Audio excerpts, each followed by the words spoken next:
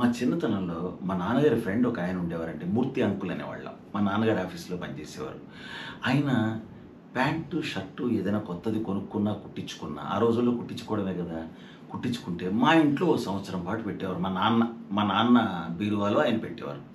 అలా ఒక సంవత్సరం పాటు మా ఇంట్లో ఉంచి, తర్వాతే వాళ్ళ ఇంటికి తీసుకెళ్ళేవారు. ఏ కొత్త ప్యాంటు, కొత్త షర్టు కుట్టించుకున్నా మా ఇంట్లో బీరువాలో పెట్టుకొని, తను ఇంటి దగ్గర పాత బట్టలేసుకొని మా ఇంటికొచ్చి ఆఫీస్‌కెళ్ళేటప్పుడు మా నాన్నగారితో పాటు బట్టలు మార్చుకొని, ఆ పాత బట్టలు ఇక్కడ వదిలేసి తిరిగి ఆఫీస్ నుంచి వచ్చిన తర్వాత ఆ కొత్త బట్టలు మళ్ళీ మా ఇంట్లో పెట్టేసి పాత బట్టలేసుకొని తన ఇంటికెళ్ళేవారు.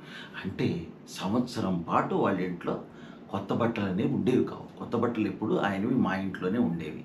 ఏం అర్థం కాక ఒకసారి అడిగాను, "ఎందుకిలా మూర్తి అంకుల్ ఎందుకిలా చేస్తారు?" అంటే మా అమ్మ చెప్పింది, "ఏం లేదురా, మూర్తి అంకుల్ వాళ్ళ మిసెస్ ఉంది కదా! వాళ్ళ ఆంటీ ఉంది కదా!